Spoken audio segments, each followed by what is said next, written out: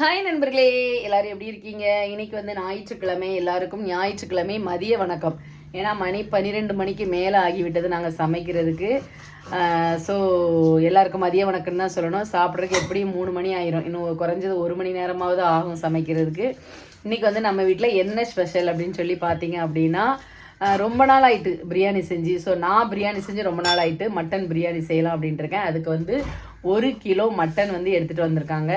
So அதனால் mutton வச்சு கூட்டுக்கு எது உண்டாக்கும் கோழிக்கறி இந்த இருக்கு பாருங்க. இதுதான் கறி ஓப்பன் பண்ணிக்க.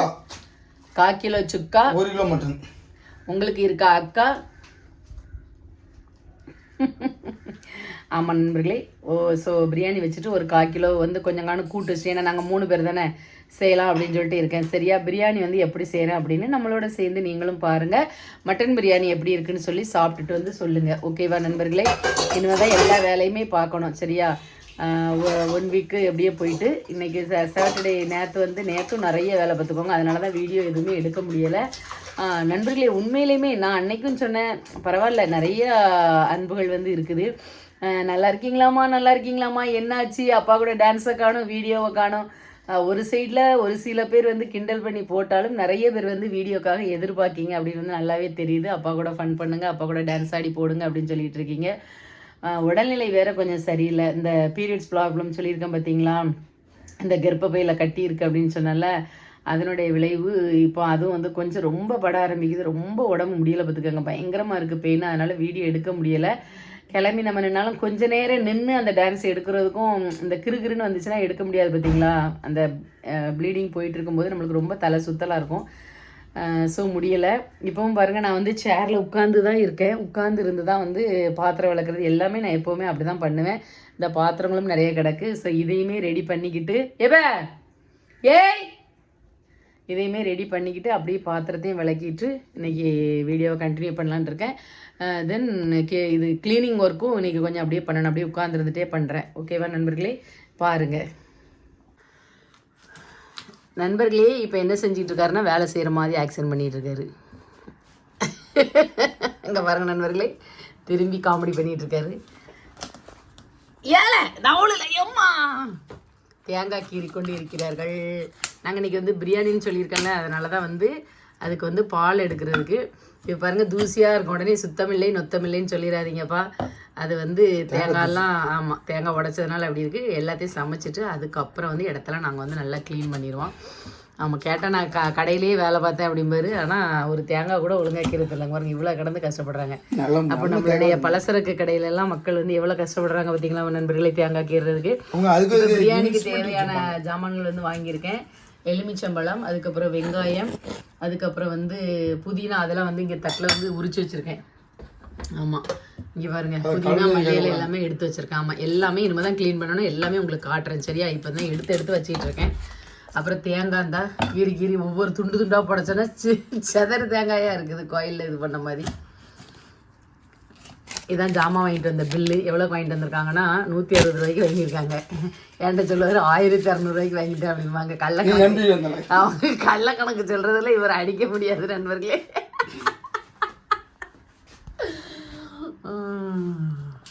ஓகே, இப்போ பிரியாணி செய்ய ஆரம்பிக்கலாமா? சரி, அதுக்கு முன்னால் நான் உங்கள்கிட்ட ஒன்று சொல்லணும். என்ன அப்படின்னா, ஃபன்னாக பேசுகிறத பண்ணால் பாருங்கள். சரியா, சீரியஸாக பேசாதீங்க. எல்லாருடைய வீட்லேயுமே வந்து நம்ம இந்த மாதிரியான நிறையா ஃபன்னாக பேசுவோம். சரியா, சரி ஓகே. இப்போ வந்து குக்கரை அடுப்பில் வச்சுட்டு நல்லா சூடேறினதும் அதில் வந்து கொஞ்சம் ஆயில், அதுக்கப்புறம் 2 ஸ்பூன் வந்து நெய் வந்து விட்டுருக்கேன். சரியா, அப்போ தான் டேஸ்ட்டு நல்லாயிருக்கும். தனியாகவே ஆயில்னாலும் நல்லா இருக்காது.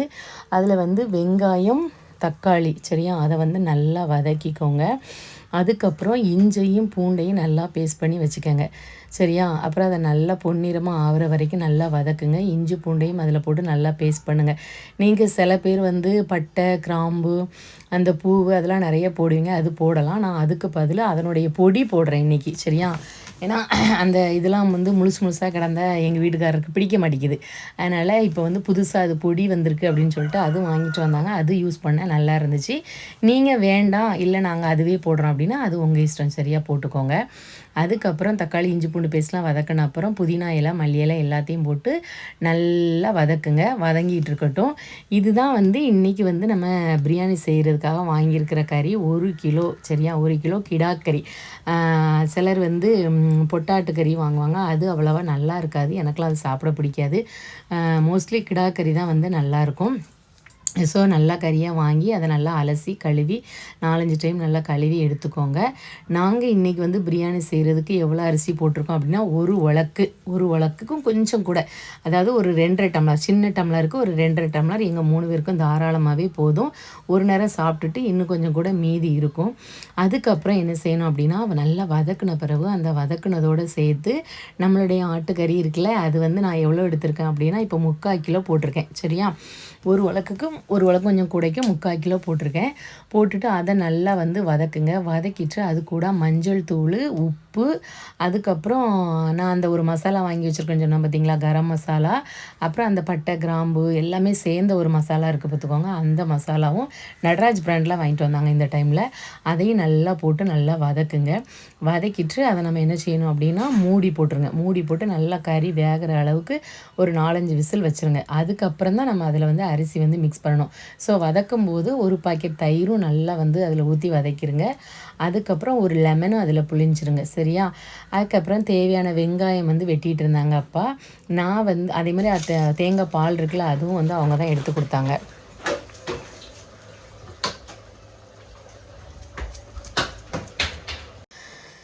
அப்படியே அந்த சைடு பிரியாணியும் அதுக்கப்புறம் வந்து சுக்காவுக்கு தேவையான கறியும் வெந்துக்கிட்டு இருந்துச்சு. ஸோ அந்த டைமில் நம்ம ஃப்ரீயாக தான் உட்காந்துருக்க போகிறோம். அதனால் நம்ம க்ளீனிங் ப்ராசஸ் எல்லாமே பண்ணலாம் அப்படின்னு சொல்லிட்டு நான் என்ன பண்ண ஆரம்பிக்கேன் அப்படின்னா, என்னுடைய பாத்திரம் எல்லாமே வந்து என்ன பண்ண ஆரம்பிக்கேன்னா விளக்க ஆரம்பிச்சிட்டேன்.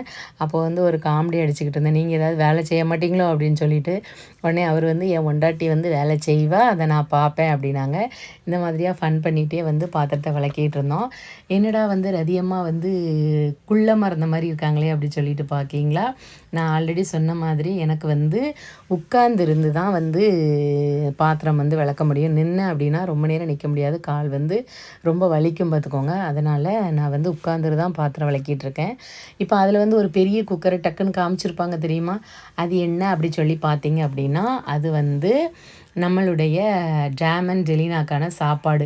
இடையில நான் இப்படி வந்து ஃபேஸை திருப்பி பார்த்தலாம், எதுக்கு அப்படின்னா ஷார்ட்ஸ் ஆங்கிளில் வந்து வீடியோ எடுத்துட்டாங்க. என்ன இப்படி தான் எடுப்பீங்களா அப்படின்னு சொல்லிட்டு கொஞ்சம் கோவமாக வந்து கேட்டேன். இதுவும் நடப்பது தான். உடனே வந்து இதில் அது இருக்கிறது, அதில் இது இருக்கிறது அப்படின்ட்டு யாராவது கொடி பிடிச்சிட்டு வந்துடாமல் எல்லாமே இதில் வந்து அப்படியே எடுத்தது அப்படியே போட்டிருக்கு. இதுதான் நாங்கள் வந்து பாத்திரத்தை விளக்கி அந்த தண்ணியெல்லாம் வடிய வச்சுட்டு அதுக்கப்புறமா செல்ஃபில் வந்து கவுத்துறதுக்காக வச்சுருக்கிற கூடை பார்த்துக்கோங்க நண்பர்களே. இங்கே பார்த்தீங்களா, இதுதான். ஏன்னா இந்த வீட்டில் நம்ம புது வீட்டில் மாதிரி அந்த மாடர்ன் கிச்சன் கிடையாது கீழெல்லாம். ஸோ இதுக்கும் சீக்கிரமே அடிக்க வேண்டியிருக்குது.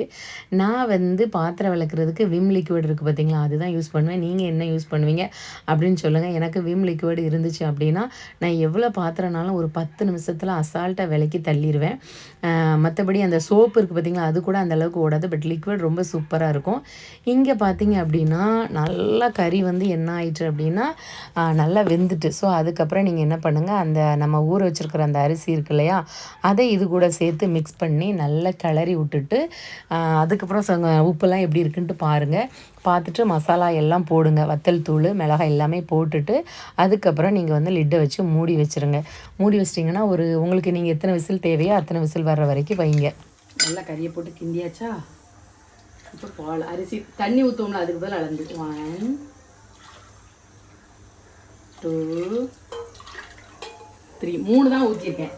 ஏன் அப்படின்னு கேட்டால் ஆல்ரெடி அதில் 3 டம்ளர் தண்ணி நம்ம கறியை வைக்கும் போதெல்லாம் ஊற்றணும்ல, அது எல்லாமே அதில் இருக்குது, சரியா? அதனால தான் இப்போ நம்ம நிறைய ஊற்றணும் அப்படின்னா இதாகிடும். அதனால தான் 3 டம்ளர் மட்டும் தண்ணி ஊற்றிருக்கோம், ஓகேவா? இப்போ வந்து நம்ம என்ன பண்ணிடணும் அப்படின்னா திருப்பி வந்து போட்டுட்டு அங்கே ஒருத்தன் விசில் அடிச்சிருக்கான், அவன் வந்துட்டான், அவனை ஆஃப் பண்ணிட வேண்டியதான். விசிலையும் தூக்கி போட்டுற வேண்டியதான். ஓகே, இப்போ இது வந்து சுக்காவுக்கு, சரியா? கட்கரோ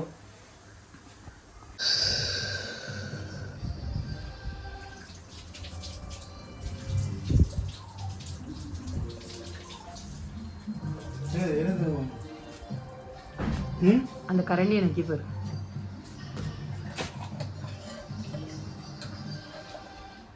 அதே அலை அது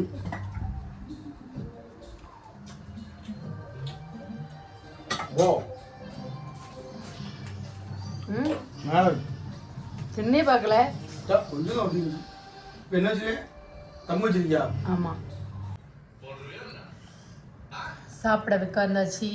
இங்க பாத்தீங்க அப்படின்னா நல்லா பார்த்தீங்களா உதிரி உதிரியாக மட்டன் பிரியாணி பார்த்தீங்களா. எனக்கே சூப்பராக இருக்குது. நானே ரொம்ப நாளைக்கு பிறகு செஞ்சுருக்கேன். நல்லா உதிரியாக வந்திருக்கு.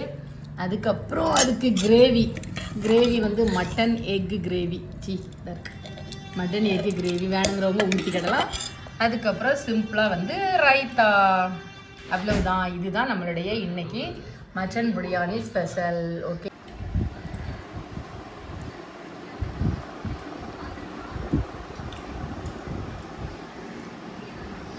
டெய்லி பார்க்க சாப்பிட்றேன். தூங்கிட்டா டெய்லி தூங்கிட்டாளா? டேம் வந்து சாப்பிட்றத பார்த்துக்கிட்டே இருக்கு. நம்மளுக்கு எப்போ தருவாங்கன்னு. டெய்லி குட்டி கீழே தூங்குறா. ஸ்டெஃபன் குட்டி இங்கே காலுக்குள்ளே கிடக்கான். நான் பார்த்துட்டு கிடக்கேன். கடிமா பிரியாணி எப்படி இருக்கு? சூப்பர். நல்லா இருக்கா? ஒரே வார்த்தையில் சூப்பர்னு முடிச்சிட்டு. நான் வைக்கிறதும் நல்லா இருக்கு. நான் வைக்கிறத விட நல்லா இருக்கா? சரி, நீங்க வைக்கிறத விட நல்லா இருக்கா?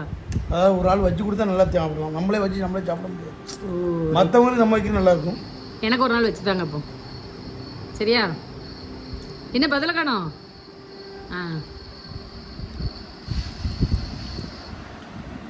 பாப்பா, ரொம்ப நாளைக்கு அப்புறம் அம்மா பிரியாணி செஞ்சிருக்கேன். அது மட்டன் பிரியாணி. எப்படி இருக்கு? சூப்பரா இருக்கா? மட்டன் அதுக்கு பேர் ஏதோ ஒரு பேர் பார்த்துக்கோ. மட்டன் குழம்புன்னு இல்லை, குருமா மாதிரி அந்த மட்டனை போட்டு அதில் கொஞ்சம் முட்டையும் ஊற்றி நல்லா இருக்கா? சரி நல்லா சாப்பிடு. அப்புறம் நண்பர்களே, அப்படியே சாப்பிட்டுட்டு நான் வந்து தூங்கலை. நான் வந்து இந்த நானி இருக்கான்ல, நானி நடித்த படம் ஹிட் த தேர்ட் கேஸ் அப்படின்னு ஒரு படம் இருக்கு இல்லையா, ரொம்ப டெரராக இருந்துச்சு. இங்கிலீஷ் மூவி மாதிரி எடுத்திருந்தாங்க. நல்லாவே இருந்துச்சு. ரொம்ப விறுவிறுப்பாக போச்சு. ஸோ அந்த மூவி வந்து நான் பார்த்துட்டு இருந்துட்டு இப்போ தான் வந்து ரூமுக்குள்ளே வந்தேன் பார்த்துக்கோங்க. ஒரு 5 மினிட்ஸ் ரிலாக்ஸாக வந்து குறுக்க சாய்ச்சிட்டு அதுக்கப்புறம் வெளியே போக வேண்டியிருக்கு. அது ஒரு சர்ப்ரைஸ் அண்ட் சஸ்பென்ஸ் ஆன ஒரு விஷயம். என்ன அப்படின்னு சொல்லிட்டு நீங்கள் வந்து நெக்ஸ்ட் வீடியோவில் பார்ப்பீங்க. ஓகேவா? இப்போ வந்து நாங்கள் எல்லோரும் அதுக்கு தான் வெளியே கிளம்ப போகிறோம். தூத்துக்குடி மாதா கோவில் ஃபெஸ்டிவல் வேறு 6 வாரமாக நல்லா தொடங்கிட்டு எங்களுடைய ஃபேவரட் ஃபெஸ்டிவல் அப்படின்னு கூட சொல்லலாம். ஸோ அதுவும் வந்து ஸ்டார்ட் ஆயிருச்சு. ஸோ அங்கேயுமே வந்து போகிற விலாகையும் வந்து நீங்கள் வந்து பார்ப்பீங்க. இந்த தடவையும் உங்கள் எல்லாருக்காகவே என்னுடைய ப்ரேயர் வந்து மாதாட்ட வந்து பனிமய தாயிட்ட வந்து நான் வந்து உங்கள் நிறைய பேர் கேட்ட அந்த வேண்டுதலை எல்லாமே மாதாட்ட நான் வைக்கிறேன். எல்லாருக்குமே நல்லது நடக்கும். எவ்வளவுதான் துன்பங்கள் இருந்தாலும் அது எல்லாமே பனிமய தாயினுடைய அருளால் பனி போல மறைந்து எல்லாருக்குமே நல்லது நடக்கும். சரியா? கண்டிப்பாக. அதனால் வாழ்க்கையில் நாம் வாழ்கிறதுக்கு ஃபேஸ் பண்ணுறதுக்கு கடவுள் நல்ல ஆரோக்கியத்தையும் நல்ல உடல் நலத்தையும் நோயில்லாத வாழ்க்கையை தான் நம்மளுக்கு மெயினாக தேவை. அப்படி இருந்தால் நம்ம எதனாலும் சாதிக்கலாம். எந்த சூழ்நிலையும் நம்ம கடந்து வரலாம். உயிர் ஒன்று தான், போனால் திரும்பி வராது. மற்றபடி எந்த விதமான பிரச்சனைகளையும் நம்ம கடந்து நம்ம வாழ்க்கையில் சந்தோஷமாக இருக்கலாம். சரியா? இதுதான் என்னுடைய இன்றைய சொல்லணும்னு தோணுச்சு. ஸோ சொல்லியிருக்கேன் நண்பர்களே. நானும் அப்படி தான் இது எல்லாமே மனசில் நினச்சி தான் இன்றைக்கி வந்து கடந்து மறுபடியும் வந்து என்னுடைய வாழ்க்கையை வந்து நான் அழகாக வந்து வாழ்ந்துட்டு இருக்கேன். இருள் இருந்தால் ஒளி அப்படின்னு உண்டு, துன்பம் இருந்தால் இன்பம் அப்படிங்கிற மாதிரி இதுவும் நான் அதை வந்து நான் நினைக்க விரும்பலை. இனி உள்ள காலத்தை நல்லா நினைப்போம் அப்படின்ட்டு. சரியா? ஒவ்வொரு நாளும் நினைக்கிறது அதுதான். இப்போ இருக்கிற இந்த நேரம் மட்டும்தான் நிரந்தரம். ஸோ அதை ஒன்று மட்டும் நம்ம நினச்சி நம்மளுடைய வாழ்க்கையை அடுத்த நிலைக்கு எடுத்துகிட்டு போவோம். ஓகேவா? ஓகே, பாய்.